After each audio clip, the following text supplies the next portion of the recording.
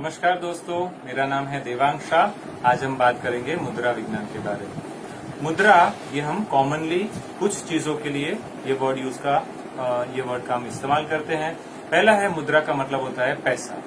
तो जैसे भी हम मुद्रा मतलब सोना, सुवर्ण मुद्रा, ये हम प्राचीन काल से सुनते ही आ रहे हैं। दूसरा मुद्रा का मतलब होता है मुद्रण, मतलब प्रिंटिंग, एम्बॉसिंग। तो ये भी हम कॉमनली सुन सकते हैं। तीसरा वर्ड, जब हम मुद्रा के बारे में बात करते हैं तो जब डांस के अंदर, भरतनाट्यम वगैरह जो प्राचीन डांस है, उसके अंदर भी हस्त की अलग अलग मुद्राएं होती हैं, शरीर के अलग अलग एक्सप्रेशन के फॉर्म में मुद्राएं होती है, और जो जिस तरीके से भावनाओं को व्यक्त किया जाता है वो भी मुद्राएं कहा जाता है। जैसे हम कॉमन लाइफ में देखें तो जब कोई आदमी डिप्रेस हो जाता है, थका हुआ, बहुत मन से डल फील करता है, तो वो ऐसे करके बैठता है, उसका फिजिकल पोस्चर ऐसे हो जाता है। और अगर कोई फुल ऑफ कॉन्फिडेंस होता है, जिसका आत्मविश्वास बहुत ही मजबूत होता है, तो अपनी स्पाइन को बिल्कुल सीधा रखता है, अपनी छाती को बिल्कुल खुला रखता है। तो ये शरीर के रूप में हम अलग अलग माइंड के साथ का कनेक्शन देख सकते हैं। आज हम जो बात करने वाले हैं वो है योग के अंदर हाथ की मुद्राओं का उपयोग। हाथ के अंदर 5 उंगलियां हैं, वो पंच महाभूत को दर्शाती है। तो किस तरह से कनेक्शन होता है देख लेते हैं। सबसे पहले अपना अंगूठा होता है, वो अग्नि महाभूत के साथ में जुड़ा हुआ होता है। अपनी पहली उंगली है वो वायु महाभूत के साथ में जुड़ी हुई होती है।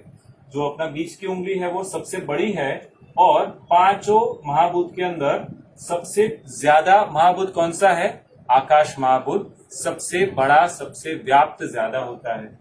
अपनी सेकेंड लास्ट फिंगर जो है वो पृथ्वी महाभूत को दर्शाती है,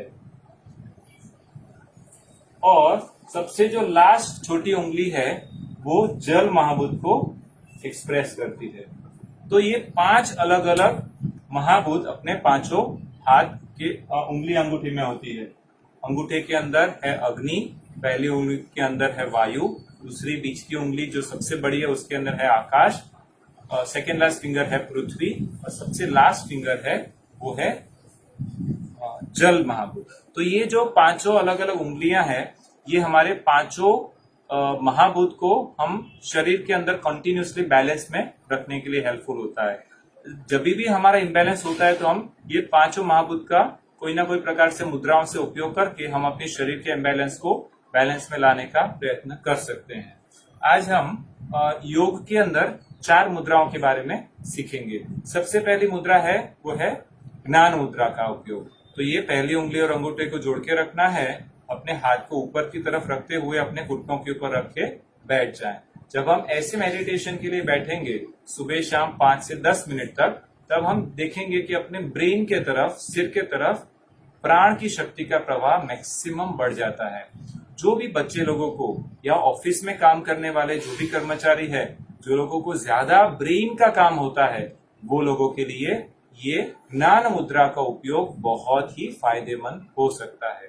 खास करके अपने ब्रेन की कैपेसिटी आप थोड़े दिन के अंदर ज्यादा बढ़ी हुई पाएंगे अगर आप इसका प्रॉपरली उपयोग कर पाए। दूसरी मुद्रा आज जो हम सीखेंगे वो है अपान वायु मुद्रा। तो ये पहली उंगली को फोल्ड करके रखना है, अंगूठा उसके ऊपर दबा हुआ रहेगा, और ये हाथ को घुटनों के ऊपर हम रख देंगे। तो ये हो गया वायु मुद्रा। जब भी शरीर के अंदर ज्यादा वायु का प्रकोप हो जाता है, कौन कौन से हमें सिम्टम देखने को मिलते हैं?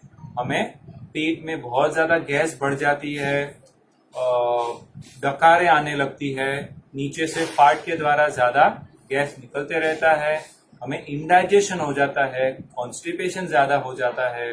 उसके अलावा शरीर के सारे जॉइंट्स के अंदर पेन होने लगता है, जॉइंट्स के अंदर से टक टक आवाज आना शुरू हो जाता है, हमारा माइंड इनस्टेबल हो जाता है।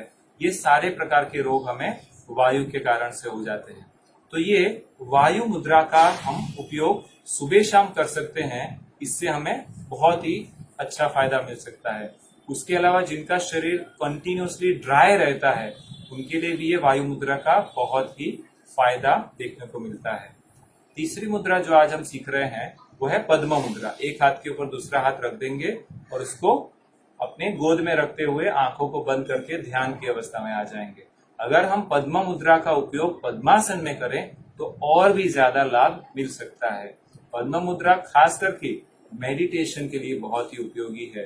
अपने माइंड को एकाग्र स्थिति में लाने के लिए पद्म मुद्रा बहुत ही फायदेमंद होती है। सुबह शाम हम 5 से 10 मिनट पद्म मुद्रा के अंदर ध्यान करके देखें तो हमें ख्याल में आता है कि जो हमारे मन की एकाग्रता की स्थिति है वो बहुत आसानी से हम प्राप्त कर सकते हैं। आखिर की मुद्रा आज के लिए है वो है ब्रह्म मुद्रा। अपने अंगूठे को अंदर रखना है, हाथ की मुट्ठी बनानी है और इस तरह से नकल टू नकल हम टच करके रखेंगे। ध्यान रहे इसको खुलने नहीं देना है। ये नकल टू नकल अच्छी तरह से टच करके हम अपनी गोद के अंदर अपने हाथों को दबा करके रख सकते हैं। ठीक है, अगर आप वज्रासन में यह मुद्रा का उपयोग करेंगे तो और आप आसानी से इसका उपयोग कर सकेंगे। इसका प्रयोग आप बहुत ही आसानी से कर पाएंगे। तो हम ये नकल टू नकल टच करके जब कंधे को थोड़े से ऊपर उठा लेते हैं और फिर हम अपने श्वास के ऊपर ध्यान देते हैं तो हम क्या पाएंगे, हमें ख्याल में आ जाएगा कि हमारा फेफड़ों का नीचे का हिस्सा, बीच का हिस्सा और ऊपर का हिस्सा, ये तीनों भाग अपने ज्यादा कार्यान्वित हो जाएंगे। खास करके जो लोग को श्वास की तकलीफ होती है, जो लोग को लगता है कि मेरा पूरा श्वास फेफड़ों के अंदर नहीं पहुंचता है, फेफड़े कम एक्सपांड हो रहे हैं, उनके लिए ये बहुत ही हेल्पफुल प्रैक्टिस हो सकती है। तो हमें ये जो ब्रह्म मुद्रा है इसका भी प्रयोग हम सुबह शाम कर सकते हैं। खास करके हम इसको खुली हवा में फ्रेश जगह पर करेंगे तो हमें और भी ज्यादा इसका लाभ प्राप्त हो सकता है। ठीक है, तो ये हम ब्रह्म मुद्रा का खास करके प्रयोग करते रहे। इसके अलावा हम अपनी उंगलियों का उपयोग खाने में करेंगे तो क्या होगा, हमारे पांचों जो महाभूत है ये भी बैलेंस अवस्था में रहेंगे। जो हमारी एनर्जी है वो हमारे हाथ के द्वारा बाहर निकलते रहती है। ऐसा कहा जाता है जैसे हमारे हाथ का स्पर्श हमारे खाने के साथ हो गया तो हमारी एनर्जी हमारे खाने के साथ ज्यादा मिलेगी और साथ साथ में वो खाने का जो स्पर्श होगा उससे हमारा माइंड भी तैयार हो जाएगा खाने को एक्सेप्ट करने के लिए। उसका कैसा टेम्परेचर है, टेक्सचर है, सॉफ्ट है, हार्ड है, वो सारी चीजें अपने ब्रेन को पहुंच जाती है और ब्रेन उसी तरह से अपने डाइजेस्टिव जूसेस को तैयार करते रहता है। तो आपको खास ध्यान में रखना है कि खाते समय हाथ का उपयोग करें। ओके, ये बहुत ही फायदेमंद हो सकता है।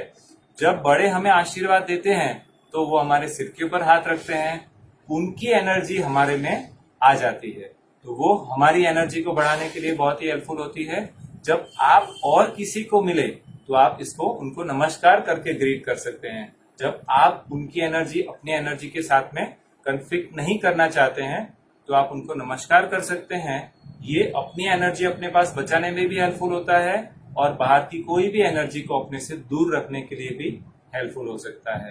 तो हम सब ये जो नमस्ते का ट्रेडिशन है हमारे भारत का, उसको हम फॉलो कर सकते हैं और बहुत सारे नेगेटिविटी से बच भी सकते हैं। और ये 4 मुद्रा का हम लोग उपयोग खास याद रखेंगे। एक है ज्ञान मुद्रा, दूसरा है वायु मुद्रा, तीसरा है पद्म मुद्रा और सबसे लास्ट हम लोग ने देखा वो है ब्रह्म मुद्रा। तो फ्रेंड्स, आशा है कि आप ये चारों मुद्राओं का उपयोग अच्छी तरह से करते रहेंगे। धन्यवाद।